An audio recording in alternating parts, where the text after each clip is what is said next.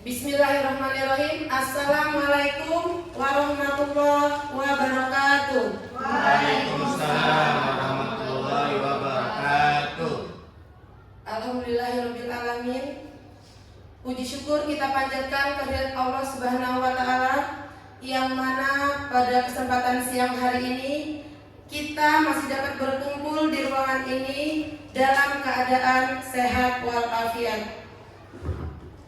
Kemudian selawat beriring salam selalu kita limpahkan kepada Nabi Muhammad SAW yang telah membawa kita dari zaman yang penuh dengan kebodohan ke zaman yang penuh dengan ilmu pengetahuan seperti saat ini. Yang saya hormati Kepala Sekolah SDN Cengkareng Barat 15 Pagi Ibu Ati Subagiati MPD, yang saya hormati rekan-rekan guru yang sudah meluangkan waktunya untuk dapat hadir dan berkumpul di ruangan ini dalam rangka mengikuti diseminasi budaya positif yang akan kami sampaikan saya dan Bu Mira, di mana diseminasi ini adalah salah satu pemenuhan tugas dalam pendidikan guru penggerak pada modul 1.4 yang saat ini sedang saya dan Bu Mira jalani.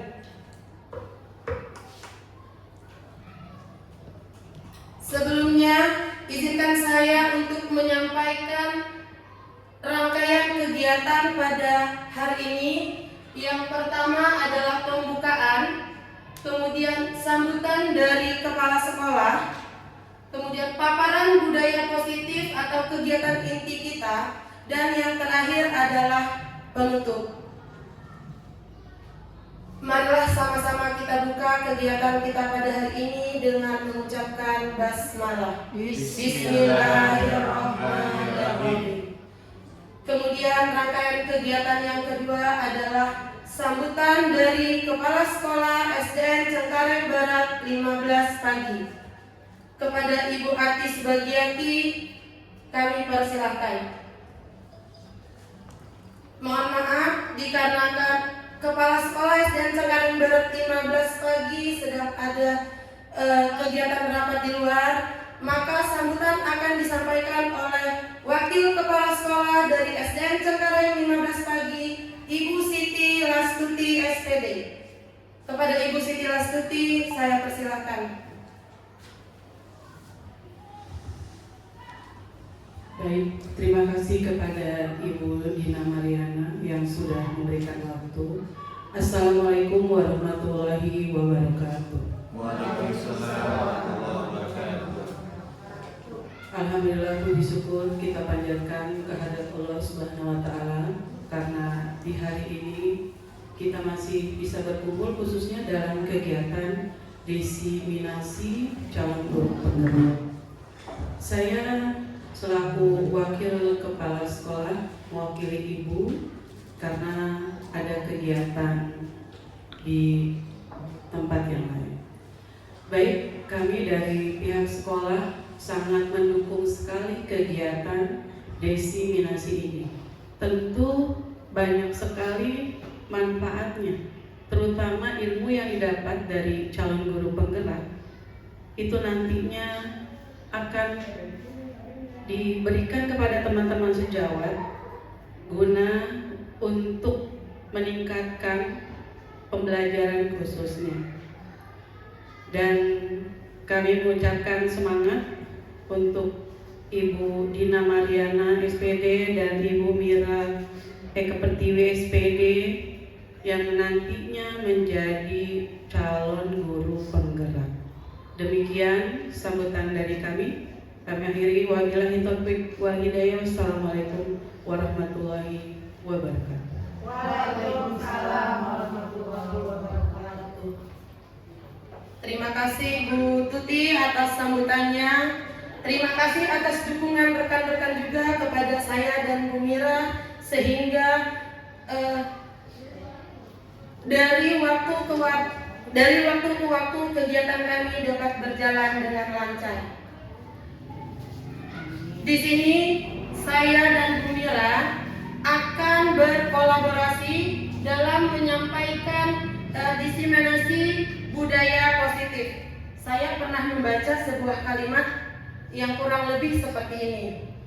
Kompetensi dikerjakan agar pekerjaan lebih cepat, tetapi kolaborasi kita kerjakan agar pekerjaan menjadi lebih baik. Dan insya Allah karena diseminasi hari ini kami kerjakan secara berkolaborasi, tentunya harapan kami nanti dapat menjadi lebih baik. Baik, Bapak Ibu masih semangat semuanya? Masih. Oke, agar lebih semangat lagi, saya ingin mengajak Bapak dan Ibu untuk ice breaking terlebih dahulu. Tetapi biar semakin semangat, ice breakingnya kita lakukan di depan ya Bapak Ibu ya. Kita akan membentuk sebuah lingkaran. Kita akan membentuk sebuah lingkaran.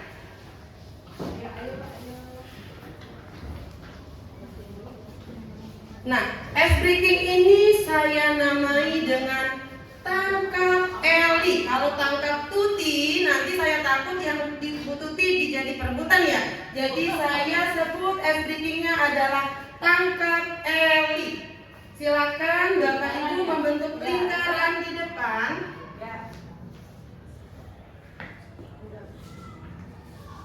Silakan membentuk lingkaran di depan. Nanti aba-abanya seperti ini. Tangan kanan diangkat seperti ini. Jadi tangan kanan diangkat, kemudian tangan kirinya seperti ini. Oke. Nanti setiap saya mengucapkan nama Eli, maka Bapak dan Ibu menangkap jari telunjuk di sebelah kanannya. Iya.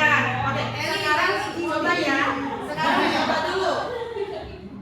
Edo, Eli. Oke, seperti itu. Jadi nanti saya akan bercerita ketika Bapak dan Ibu mendengarkan kata Eli, maka silakan menangkap jari telunjuk teman yang ada di sebelah kanannya. Oke. Oke, siap. Di suatu desa belum ada kata Eli. Hiduplah sepasang keluarga yang memiliki 4 anak kembar yang bernama Ella, Eli. Oke, ya. Jadi kata Eli harus benar. Adakah Eli yang tertangkap? Oke, belum tertangkap. Oke, kita lanjutkan. Jadi ada yang namanya Ella, Eli, Edu, dan Edo. Oke. Keluarga itu hidup dengan sangat rukun. Suatu hari, Edo pergi meninggalkan rumah. Tiba-tiba Eli bertanya. Ada tangan yang tertangkap? Oke, terima kasih Bapak Ibu. Karena sudah ada Eli yang tertangkap, jadi kita sudahin ice breakingnya. Sudah lebih semangat Bapak Ibu? Sudah. Oke, berarti Elinya sudah tertangkap ya Bapak Ibu ya. Oke. Kita memasuki pada kegiatan inti kita, yaitu mendiseminasikan tentang budaya positif. Di sini kami mengambil 6 konsep inti budaya positif. Yang pertama ada disiplin, kemudian ada keyakinan kelas, ketiga posisi kontrol guru, kemudian yang keempat perubahan paradigma belajar, yang kelima kebutuhan dasar manusia, dan yang keenam adalah nilai-nilai kebajikan. Nah, dari keenam inti konsep ini saya akan menyampaikan 3 poin dan nanti rekan saya Ibu Mira akan menyampaikan 3 poin. Oke Bapak Ibu, sekarang di depan sudah tertulis budaya positif. Apabila Bapak dan Ibu tentunya pernah mendengar budaya positif, kira-kira saat kita mendengar atau membaca kata budaya positif, apa yang terbesit di pikiran Bapak dan Ibu? Boleh yang ingin menyampaikan pendapatnya? Oke, silakan Ibu Tuti.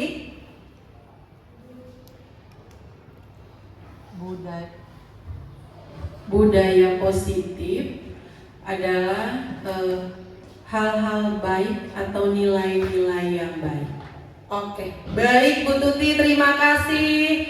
Menurut Bu Tuti, budaya positif itu adalah hal-hal yang baik atau nilai-nilai yang baik. Oke Bapak Ibu, mungkin ada lagi yang berpendapat selain Bu Tuti, silakan. Oke Bu Resi. Menurut Bu Resi nih yang terbesit saat melihat tulisan atau mendengarkan kata budaya positif. Ya, menurut saya budaya positif itu adalah keyakinan-keyakinan. Keyakinan. Oke, hebat. Benar sekali ya Bapak dan Ibu. Budaya positif itu adalah suatu nilai-nilai atau keyakinan-keyakinan, nilai-nilai yang harus berpusat kepada peserta didik. Kita kasih tepuk tangan dong buat Bu Tuti dan Bu Resi. Nah, menurut Bapak dan Ibu, budaya positif itu penting tidak ada di sekolah kita? Penting ya, benar sekali. Karena dengan memiliki budaya positif, maka anak-anak didik kita akan bertanggung jawab. Nah, di sini kita sebagai guru, sebagai pendidik, tentunya tidak hanya memahami budaya positif saja, tetapi kita harus menyebarluaskan tentang budaya positif, terutama bagi peserta didik kita, agar mereka menjadi siswa yang bertanggung jawab, siswa yang berbudi luhur, serta berakhlak mulia, sesuai dengan filosofinya Ki Hajar Dewantara untuk menuju ke profil pelajar Pancasila. Oke Bapak Ibu, sekarang saya akan melakukan suatu permainan, nanti Bapak Ibu yang melakukan, yaitu kegiatan kepalan tangan, yaitu coba buka. Ini harus berpasangan melakukannya. Jadi mungkin yang jaraknya agak berjauhan boleh mendekat terlebih dahulu. Nanti pasangannya yang A, tentunya Bapak dan Ibu memiliki satu benda, baik itu benda mati ataupun benda hidup yang kesayangan Bapak dan Ibu. Ya, benda itu adalah kesayangan Bapak dan Ibu. Bapak dan Ibu anggap saja benda itu ada di genggaman Bapak dan Ibu, di mana teman yang B akan berusaha mengetahui apa yang ada di genggaman Bapak dan Ibu. Sampai di sini cukup memahami? Jadi kita simpan suatu benda, kita anggap saja benda ini adalah yang sangat berharga, simpan di tangan kanan kita. Kemudian teman kita akan berusaha. Nah, usaha teman kita ini boleh dengan cara membujuk, boleh dengan cara dia memarahi, ataupun boleh disuap. Kamu aku beri aja uang ya, tolong dong buka benda kesayanganmu apa, seperti itu. Silakan Bapak dan Ibu, bagaimana yang memiliki benda kesayangan mempertahankan dan bagaimana yang ingin mengetahui agar rekan Anda mau membuka kepalan tangannya. Silakan Bu Dian sama Pak Umri. Siapa yang memiliki benda kesayangan? Saya. Oke. Nanti berarti Pak Umri akan berusaha untuk membuka kepalan tangan Bu Dian. Anggap saja itu benda yang paling berharga ya Bu Dian. Kemudian Bu Resi dengan Bu Tri. Siapa yang memiliki benda kesayangan? Yang pintar merayu siapa deh? Oke, Bu Tuti nanti dengan Bu Novi, kemudian Bu Mira dengan Bu Eni. Nanti Pak Ustadz dengan Bu ini. Oke, silakan dilakukan Bapak Ibu. Bapak Ibu menginginkan dibuka kepalan tangannya. Silakan Pak Umri dirayu Budian atau disuap agar Budian mau membuka kepalan tangannya. Hitungan ketiga, 1, 2, mulai. Ayo dong dibuka. Isinya apa? Aku kasih ini deh. Aku gak suka pepaya. Ayo dibuka. Gak mau. Aku mau lihat tahu dari Gak mau. Ayo buka dong Budian. Pak Umri udah kasih mangga tuh. Gak mau. Gak mau. Maunya 5. Gak mau 1. Ini DP dulu deh 1 ya. Yang 4 nanti aku cari dulu. Gak mau. Ya. Oke, Bu Resi sama Bu Putri. Ayo dong buka dong. Enggak, Aku kan mau lihat. Ih, kamu masa-masa Iya, sih. aku punya boneka. Tuker dong. Enggak, itu Ya. jelek.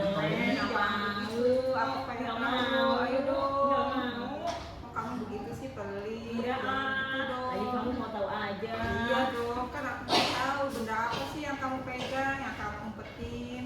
Coba lihat dong. Enggak, ada pokoknya.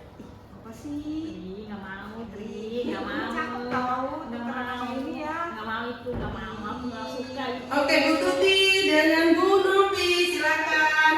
Bu Novi, boleh nggak benda kesayangan kamu aku minta? Kamu apa sih benda kesayangannya? Banyak, tapi aku ini Benda kesayangannya satu aja, aku aja beda satu. aku. Please deh, please ya. Kasih tidak, kasih tidak, kasih Ntar aku tidak, kasih beliin tidak, permen. kasih tidak. Permen mah murah. Ya udah pizza ya. Tidak, aku tidak suka pizza. Kalau burger, Enggak kayaknya kamu sering makan burger. Ntar aku beliin. suka. Beneran aku beliin, serusin.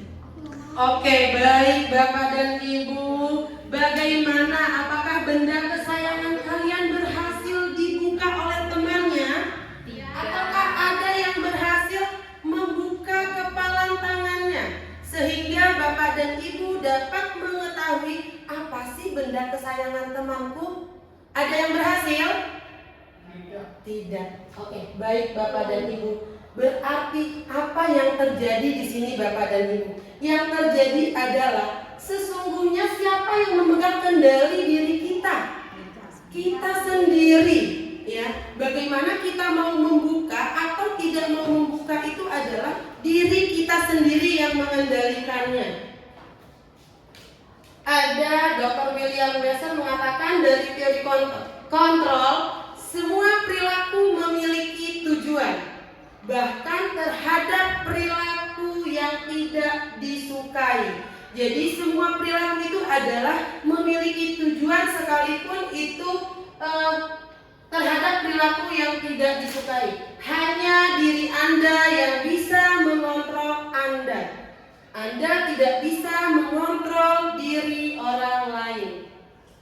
Nah, kita lihat di sini Bapak Ibu.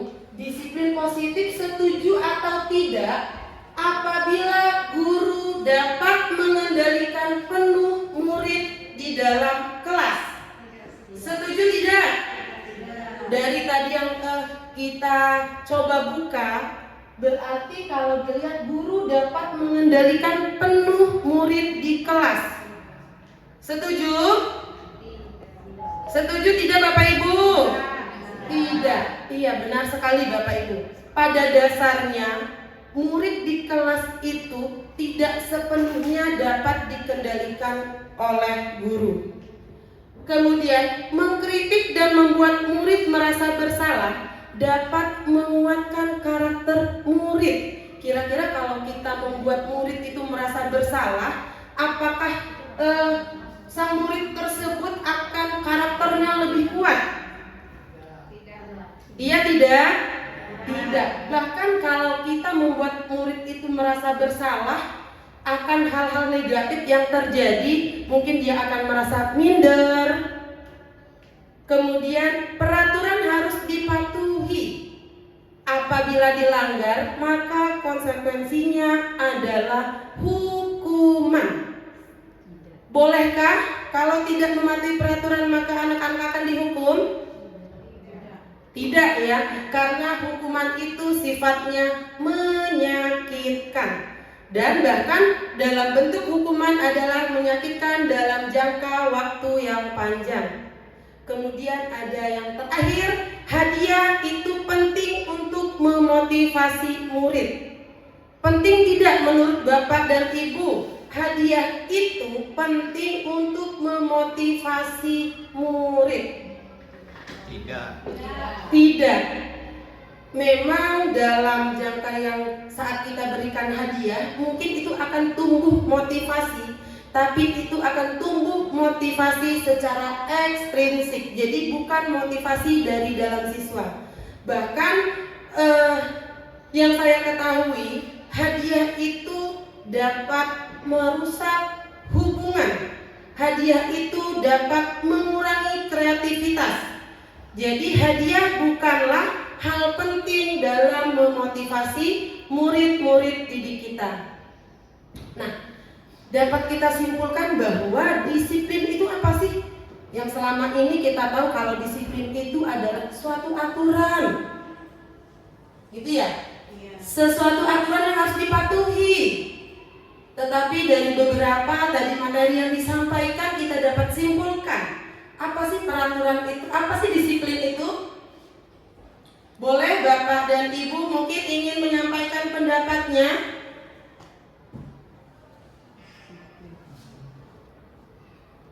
Disiplin. Tentunya kita sering sekali ya mendengarkan disiplin. Mematuhi peraturan. Nah, Bu Tuti, terima kasih Bu Tuti. Menurut Bu Tuti disiplin itu adalah mematuhi aturan. Ada lagi? Baik. Kesadaran diri siswa terhadap tata tertib. Pelanggaran diri siswa, kesadaran diri siswa terhadap tata tertib. Kita lihat ya Bapak dan Ibu. Nah, disiplin itu adalah suatu bentuk kontrol diri, di mana belajar untuk mengontrol diri agar dapat mencapai suatu tujuan mulia. Jadi yang dikatakan disiplin itu apabila kita sendiri sudah dapat mengontrol diri kita.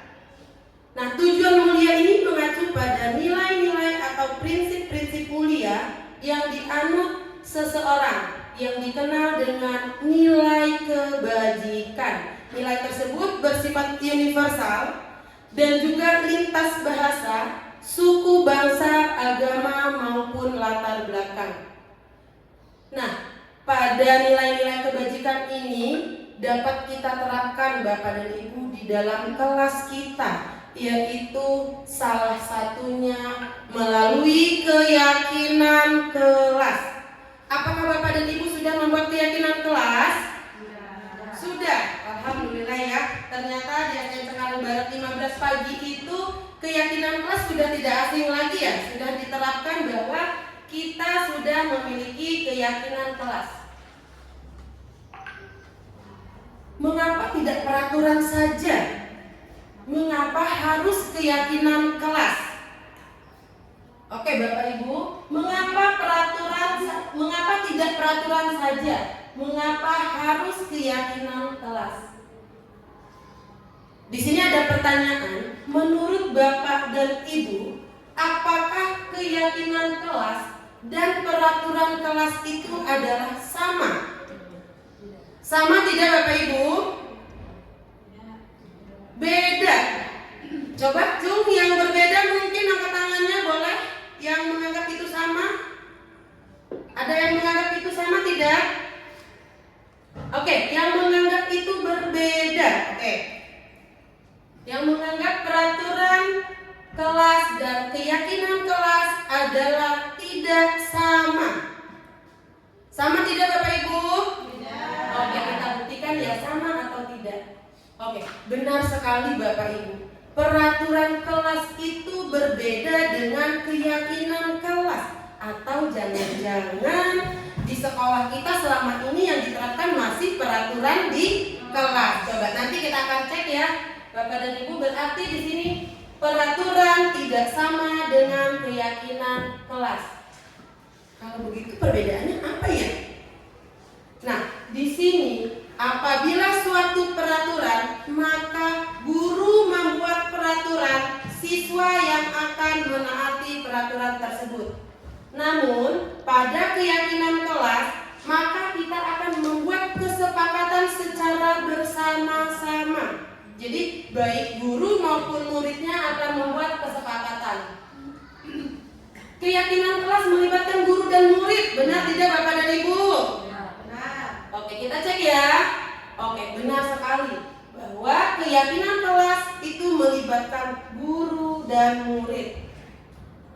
Yang ketiga, dasar dari keyakinan kelas adalah nilai-nilai kebajikan atau nilai-nilai universal. Benar tidak? Kalau kita membuat keyakinan kelas itu kita menggunakan nilai-nilai universal. Betul, kita cek ya. Oke, benar sekali. Ya, bahwa keyakinan kelas itu kita menggunakan nilai-nilai universal. Nah, ini ada beberapa saya tampilkan nilai-nilai kebajikan universal. Misalkan kita ingin membuat keyakinan kelas kita itu adalah harus mengembalikan buku pada tempatnya. Nilai universalnya apa ya Bapak dan Ibu ya? Tanggung jawab. Tanggung jawab, benar. Kemudian di sini ada komitmen. Nah, dalam komitmen itu bisa berarti nilai kebajikan dari komitmen adalah siswa tidak datang terlambat. Di mana dalam keyakinan kelas kita tidak boleh menggunakan kata-kata negatif. Seperti apa Bapak Ibu kata negatif? Jangan membuang sampah sembarangan. Jadi kita menghindari kata-kata jangan. Tidak boleh makan di dalam kelas. Jadi itu nanti kita ubah ke kalimat positif, lalu kita masukkan ke dalam nilai-nilai kebajikan. Kita cek ya Bapak dan Ibu, apa nilai kebajikan atau nilai universal dari peraturan berikut ini? Saling membantu. Menurut Bapak dan Ibu, saling membantu itu nilai universalnya apa ya? Gotong royong. Gotong royong, apa lagi? Tolong menolong. Apa lagi? Ada lagi tidak? Bekerja sama. Atau bisa juga dengan peduli, yaitu masuk bekerja sama, tolong menolong. Di situ masuk ke nilai universal peduli. Kemudian membersihkan lingkungan sekolah. Kita ingin sekali bahwa kita ingin membuat suatu keyakinan kelas itu adalah membersihkan lingkungan sekolah. Kira-kira nilai dari nilai universal membersihkan lingkungan sekolah apa ya Bapak Ibu ya? Kita cek. Menjaga kebersihan itu adalah nilai universalnya. Kemudian mengembalikan buku pada tempatnya itu adalah tanggung jawab. Oke, ini adalah boleh mungkin yang di kelasnya sudah membuat suatu keyakinan kelas, tetapi mungkin saja keyakinan kelas yang sudah ada, apakah kita sudah melalui langkah-langkah yang ada di depan ini atau belum?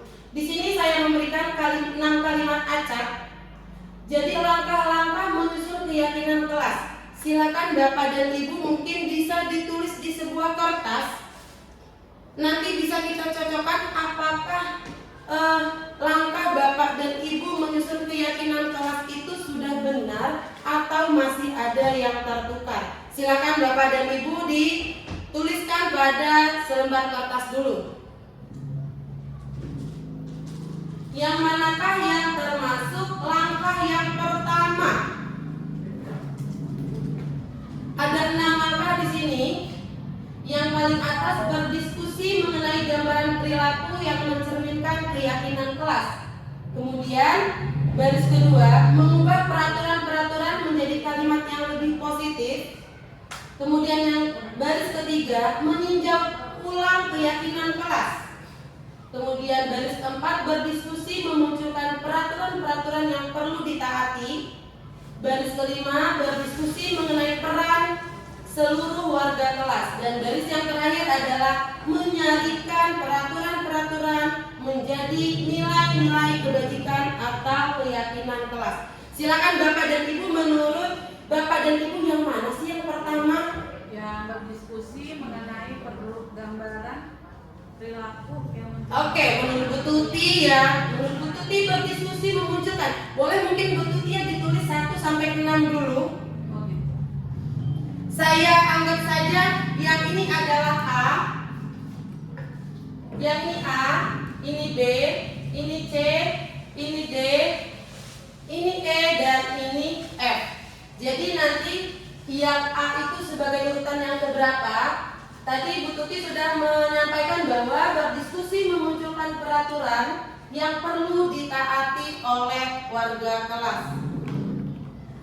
Kemudian yang menjadi urutan kedua, ketiga, keempat, sampai keenam. Silakan Bapak dan Ibu.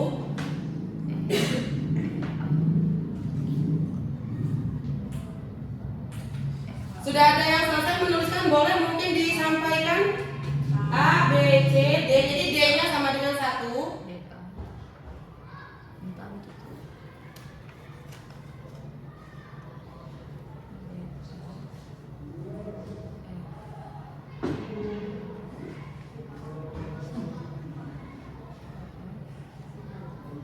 Oke, sudah ada yang tersusun 1 sampai 6. Boleh mungkin mengangkat tangan, mungkin yang diterapkan di kelasnya udah benar belum ya gitu ya. Mungkin nanti kalau ada perbaikan-perbaikan.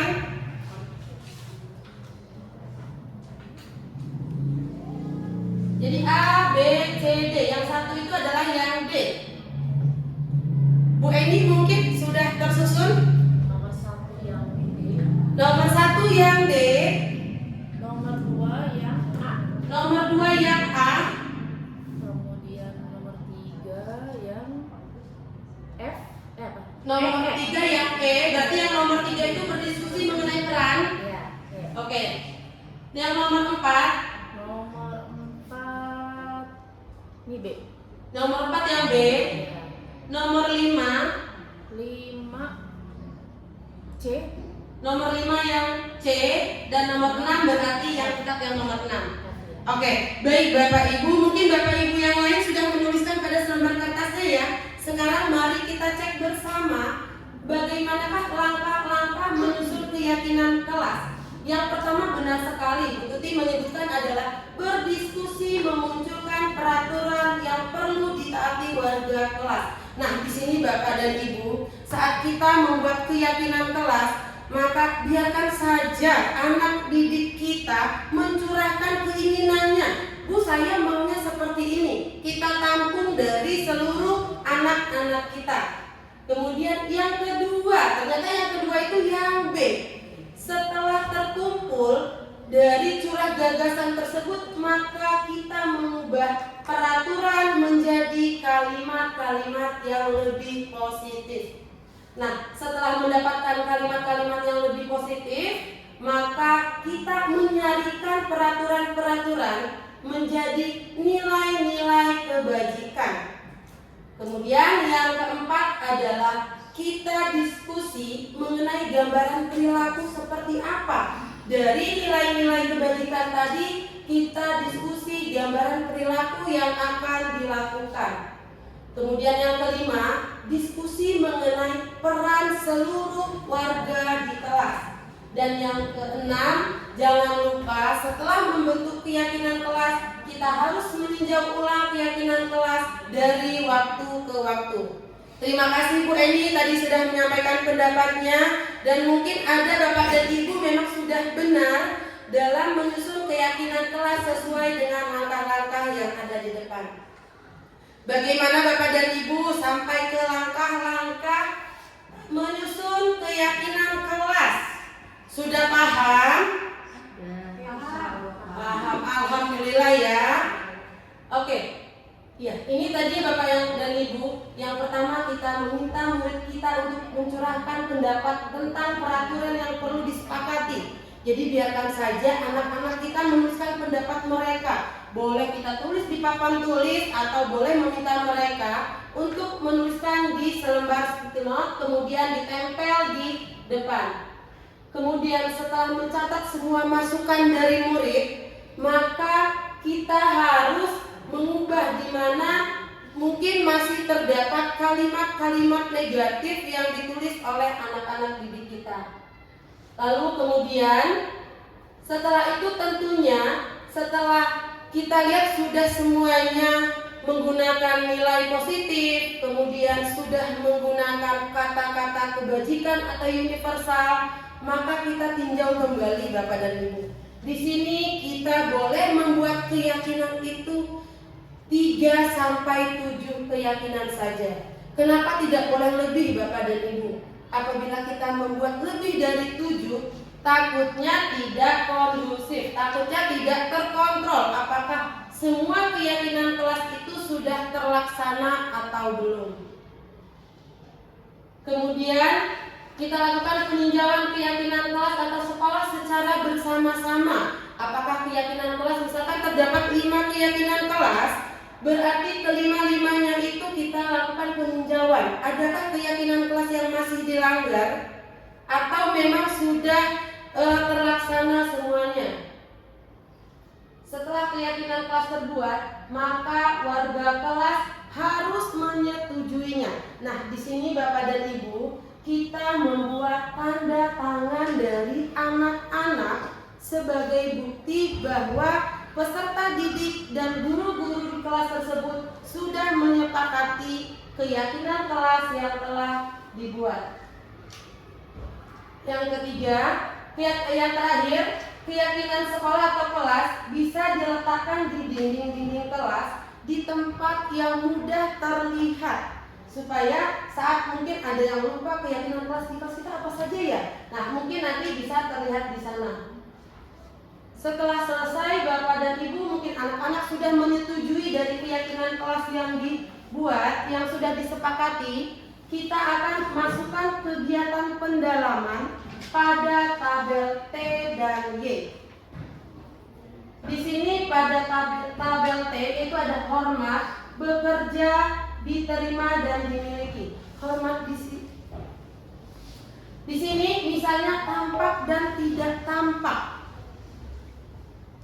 Datang tepat waktu, berarti itu dari tabel T-nya adalah yang tampak seperti. Tetapi yang tidak tampak seperti adalah sering datang terlambat. Kemudian pada tabel Y itu ada terdengar, terlihat, dan berperilaku. Seperti apa misalkan terdengarnya? Misalkan anak-anak terdengar, "Permisi Ustadz, permisi Bu Resi," itu terdengar ya Bapak dan Ibu ya. Kemudian terlihatnya bagaimana? Dia terlihat saat kita melihat dia permisi, mendengarkan dia mengucapkan permisi, maka kita di situ akan terlihat perilaku yang menunjukkan bahwa di sana dia telah melaksanakan keyakinan kelas yang telah dibuat. Berarti perilaku dari kata permisi, misalkan dia menundukkan kepalanya. Jadi di sini untuk kegiatan pendalaman keyakinan kelas itu kita bisa masukkan ke dalam tabel T dan Y. Bapak dan Ibu, di sini saya ada menuliskan peraturan dan keyakinan kelas. Selalu mengembalikan buku tepat waktu. Keyakinan kelas kita apa ya Bapak dan Ibu ya? Tanggung jawab. Kemudian dilarang mengganggu orang lain. Menghormati orang lain. Hadir di sekolah 15 menit sebelum pembelajaran dimulai. Komitmen. Dilarang melakukan kekerasan. Kira-kira kalau kita ingin sekali saling sayang, boleh. Berarti di sini adalah keselamatan atau menghormati orang lain. Dilarang menggunakan narkoba. Kesehatan. Kemudian bergantian atau menunggu giliran itu adalah kesabaran. Gunakan masker adalah kesehatan. Jangan berlari di kelas atau koridor adalah keamanan dan keselamatan. Nah, Bapak dan Ibu, ini ada di kelas 5B sudah membentuk suatu keyakinan kelas.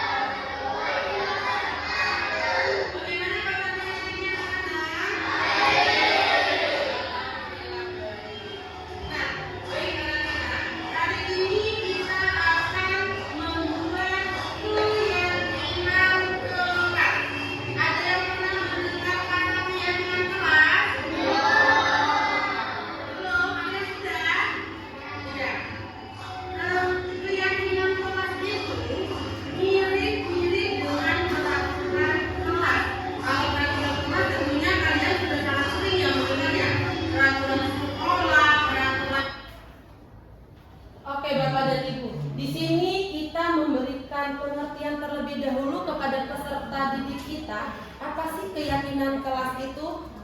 Nah, setelah mereka memahami keyakinan kelas, maka kita mulai untuk mencurahkan gagasan. Jadi kita minta anak kita untuk mencurahkan gagasan.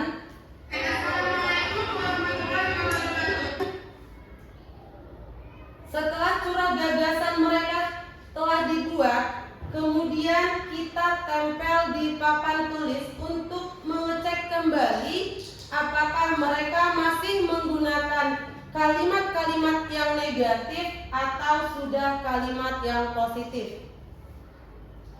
Nah, di sana apabila anak-anak masih menggunakan kalimat yang negatif, maka kita bimbing mereka hingga membentuk kalimat-kalimat yang positif. Kita sudah mendapatkan keyakinan dari masing-masing siswa. Di sini, Budina akan melihat apakah masih terdapat kata-kata negatif di dalamnya atau tidak. Oke, di sini ada tidak boleh berkata kasar. Kira-kira kalau tidak boleh berkata kasar itu nilai-nilai kebajikannya apa ya? Oke, kita tulis semoga. Saat kita menemui Bapak dan Ibu,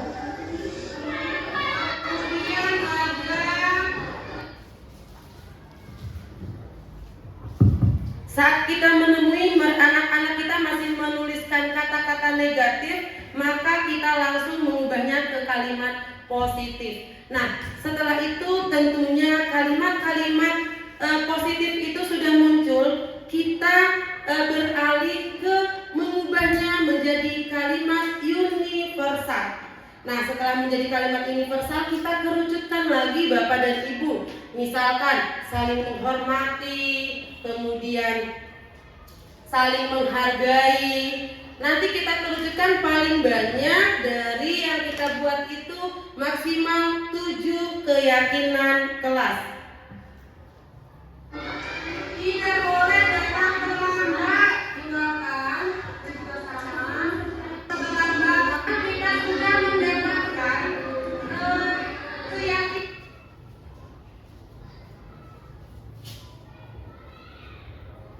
Sekarang atas kesepakatan yang sudah kita buat, kita akan tanda tangani. Oke, Bobi, lanjut. Iya, Bapak dan Ibu, ini adalah menandatangani atas kesepakatan kelas yang sudah kami buat. Oke, Bapak dan Ibu, itu adalah sekilas contoh dari pembuatan keyakinan kelas yang sudah saya lakukan di kelas 5B. Mudah-mudahan setelah ini di sekolah kita semuanya sudah dapat membuat keyakinan kelas. Nah, setelah dibuat keyakinan kelas, maka kita sebagai seorang guru pun harus tahu memposisikan posisi kontrol guru bagi diri kita. Di sini ada posisi kontrol guru ada 5. Yang pertama menghukum, kemudian membuat rasa bersalah,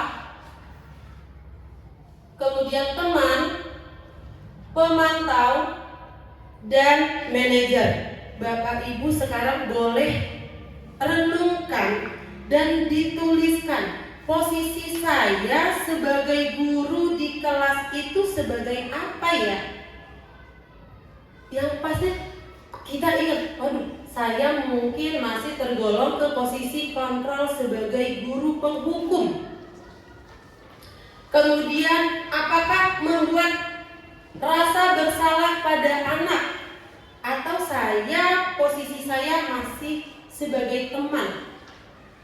Kemudian apakah saya hanya memantau anak-anak saja, atau sudah menjadi guru yang menempati posisi kontrol gurunya di manajer? Silakan Bapak dan Ibu, mungkin tidak perlu dibacakan, tetapi nanti Bapak dan Ibu sesuaikan dengan video yang akan saya putarkan di sini. Apakah posisi kontrol yang Bapak tuliskan atau Ibu tuliskan sudah sesuai dengan yang dilaksanakan?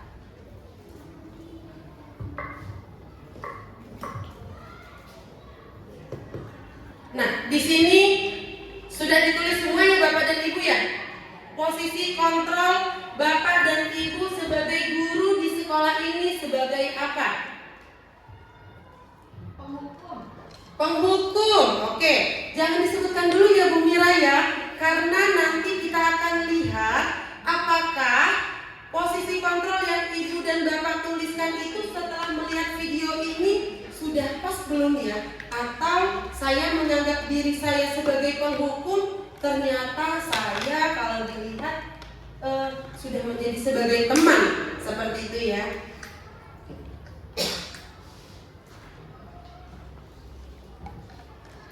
Nah, ini ada video posisi sebagai penghukum.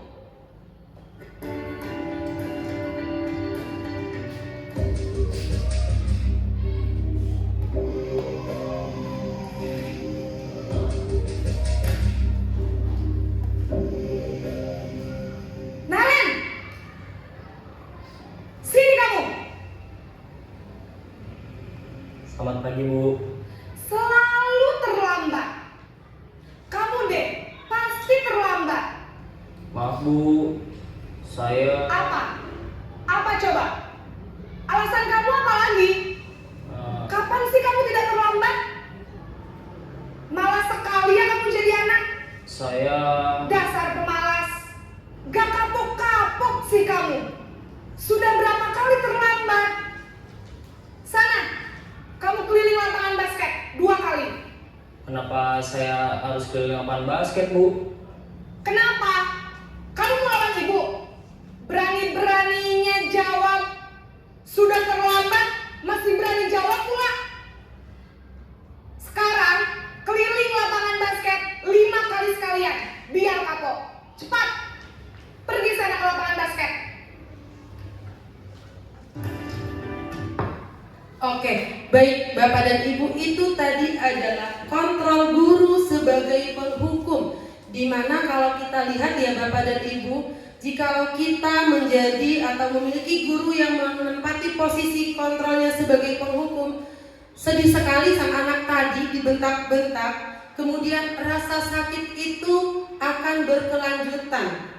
Jadi tidak hanya hari itu saja dia merasakan sakit, bahkan sampai nanti dia melanjutkan ke jenjang yang berikutnya pun sang anak tersebut masih teringat atas ucapan-ucapan yang disampaikan atau yang dia terima saat dia dihukum oleh gurunya.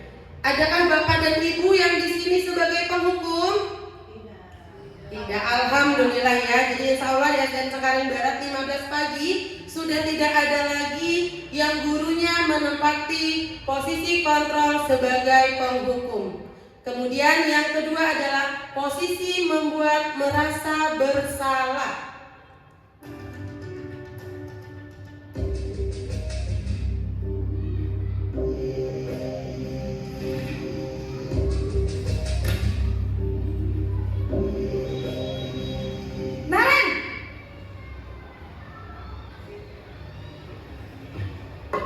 Selamat pagi, Bu. Naren, kamu kenapa terlambat lagi, nak? Ya Tuhan, Naren, kamu senang ya bikin ibu susah ya? Kalau kamu terlambat lagi, nanti ibu yang ditegur bapak kepala sekolah, nak. Disangka ibu tidak bisa membina kamu. Duh, gimana ini? Maaf, Bu. Duh, Gusti Naren, kamu suka ya kalau ibu ditegur bapak kepala sekolah? Terus, sekarang ibu harus tulis apa yang di buku absen? Ini kamu sudah sering terlambat loh. Ibu harus apa coba? Maaf, Bu. Maaf sekali.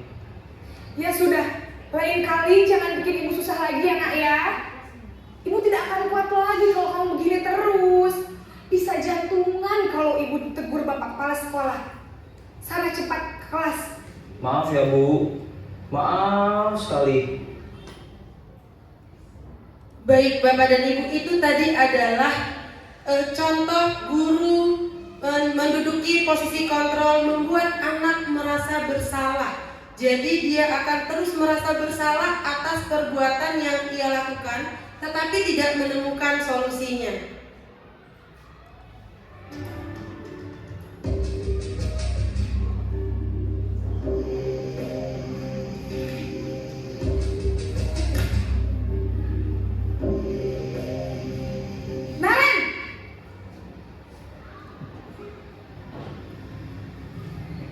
Selamat pagi, Bu. Wah, sudah jam berapa ini, nak? Terlambat lagi ya, sayang? Iya, Bu. Habis ibu saya lupa bangunkan saya, Bu. Kamu malah menyalahkan ibu kamu. Kamu bukannya anak yang larinya paling kencang. Kok terlambat sih? Iya, Bu. Saya memang terlambat bangun tadi. Jadi, biarpun saya lari kencang, tetap gak kekejar, Bu. Ya sudah sana, nanti lain kali larinya lebih kencang lagi ya, biar gak terlambat lagi. Bikin seneng ibu, demi ibu, bisa kan? Bisa lah, Bu. Ya sudah sana masuk kelas, ibu beresin urusan absen kamu. Kamu ini ada-ada saja. Oke, kalau yang barusan kita lihat adalah di mana sang guru tersebut menganggap dirinya adalah sebagai teman murid tersebut. Maka di situ juga tidak menunjukkan solusi apa yang harus dilakukan oleh sang anak tersebut. Kemudian yang selanjutnya adalah sebagai pemantau atau monitoring ya. Jadi dia hanya memonitor saja.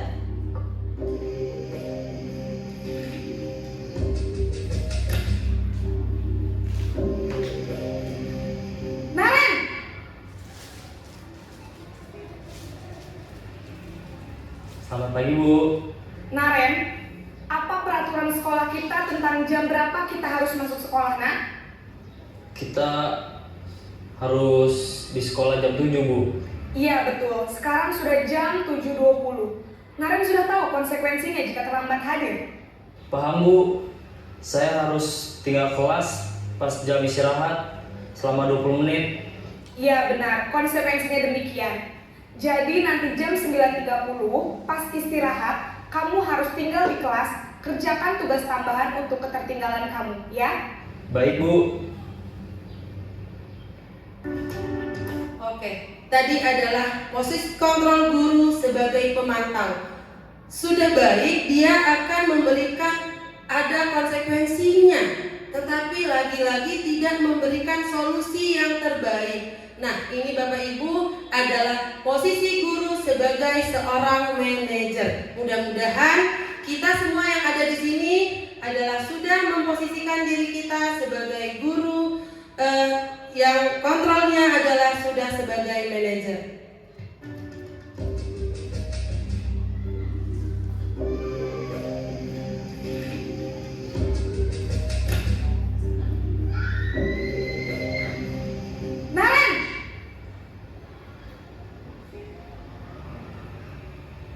Selamat pagi, Bu. Selamat pagi, Naren. Maaf, Bu. Saya terlambat. Iya, sekolah masuknya jam 7, sekarang sudah jam 7.20. Jadi sekarang bagaimana ini, Naren? Maaf Bu, saya lupa setel alarm saya semalam. Baiklah, menurut kamu, keyakinan sekolah yang mana yang perlu kamu tingkatkan? Menghargai diri sendiri dan orang lain mungkin ya Bu. Setuju. Jadi, apakah Naren meyakini prinsip saling menghormati tersebut? Iya Bu, saya meyakininya. Apakah Naren bersedia memperbaiki masalah keterlambatan ini? Bersedia Bu. Bagaimana kamu akan perbaiki masalah keterlambatan ini? Saya akan coba untuk tidak lupa menyetel alarm saya Bu. Baik, kalau Naren lupa menyetel alarm di rumah, ada orang yang kira-kira bisa bantu mengingatkan tidak? Ada Bu, kakak saya, Kak Emma. Ada lagi selain Kak Emma? Selain Kak Emma, ada ibu saya. Baik, jadi yang mengingatkan Naren adalah Kak Emma dan ibu kamu ya? Kira-kira akan mulai setel alarm kapan nih Naren? Setelah pulang sekolah, akan segera saya lakukan. Baik, jadi Naren akan setel alarm untuk bangun besok pagi dan akan diingatkan oleh kakak dan ibunda Naren ya? Ada lagi yang mungkin perlu dilakukan Naren? Agar tidak terlambat bangun lagi. Tidak ada Bu. Baik Naren, terima kasih untuk kerjasama kamu. Sekarang kamu perlu kembali ke kelas untuk belajar. Baik Bu, terima kasih. Oke, baik Bapak dan Ibu, tadi sudah 5 kontrol guru sudah kita lihat di depan. Benarkah yang Bapak dan Ibu tuliskan sesuai dengan apa yang diperlihatkan pada video tadi? Ada yang sebagai manajer di sini? Ada yang sebagai pemantau? Ataukah masih ada yang sebagai teman? Masih pemantau. Oke, baik Bapak dan Ibu. Jadi jika kita lihat dari 5 posisi kontrol ini, maka posisi kontrol yang kita harapkan dan anak-anak didik kita butuhkan yaitu posisi kontrol diri kita sebagai seorang guru yang memiliki kontrolnya seorang manajer. Di mana pada seorang manajer itu apabila anak-anak kita melakukan suatu kesalahan, maka kita akan meminta anak tersebut untuk mencarikan solusinya. Jadi anak-anak itu akan berpikir terlebih dahulu, apa ya solusinya ya. Jadi kita tidak memberikan solusinya, tetapi kita akan meminta anak itu untuk solusi apa yang terbaik yang dapat anak tersebut lakukan. Nah, kalau tadi kita suka menghukum Bapak dan Ibu, maka ini adalah apabila kita menghukum dan apabila kita memberikan konsekuensi dari dia melanggar keyakinan yang sudah disepakati. Apabila hukuman, maka itu dia akan merasa dipermalukan, dia akan merasa marah, kemudian merasa tidak dihargai apabila itu dia dihukum. Maka apabila dia diberikan konsekuensinya, dia hanya akan kehilangan hak dan diasingkan untuk sementara waktu. Jadi tidak ada rasa marah di sini ya. Kemudian anak belajar menyembunyikan kesalahan. Apabila kita menghukum Bapak dan Ibu, maka anak-anak didik itu akan menyembunyikan kesalahannya. Tetapi apabila kita memberikan suatu konsekuensi, maka anak itu akan belajar mematuhi aturan. Kemudian sesuatu yang menyakitkan harus terjadi, tapi pada konsekuensi tidak harus menyakitkan. Berarti sesuatu harus terjadi saja, tidak pasti menyakitkan pada anak-anak tersebut. Kemudian anak membenci kedisiplinan. Apabila kita berikan konsekuensinya, maka anak tersebut akan menghargai kedisiplinan. Kemudian pada hukuman itu membuat anak sakit baik fisik maupun hatinya dalam jangka waktu yang panjang. Namun pada konsekuensi membuat anak merasa hanya sekedar tidak nyaman saja, dan itu dalam waktu yang pendek.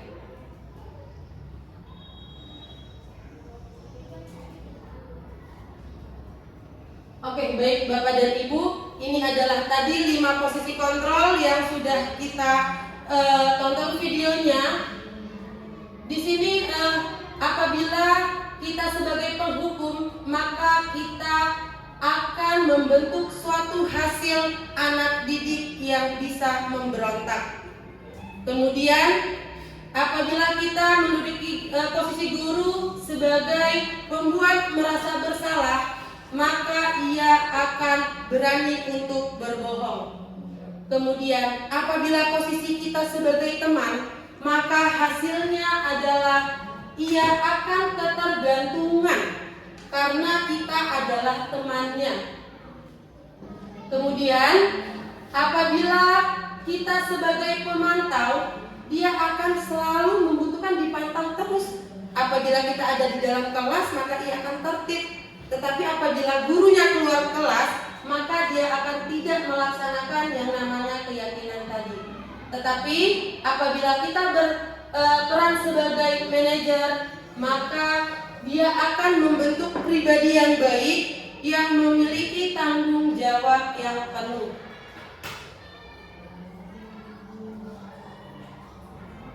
Baik Bapak Ibu, sekarang kita akan mengidentifikasi patuhi aturan saya atau awas.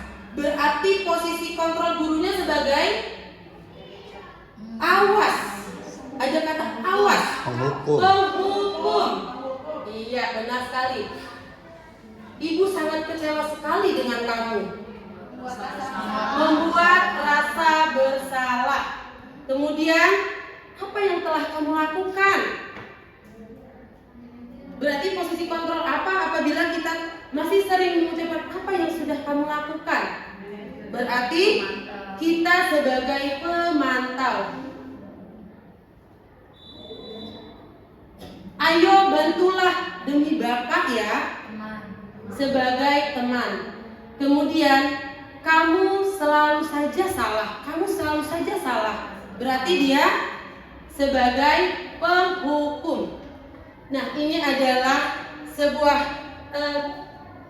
kilasan video pendek yang mana posisi kontrolnya sebagai seorang manajer.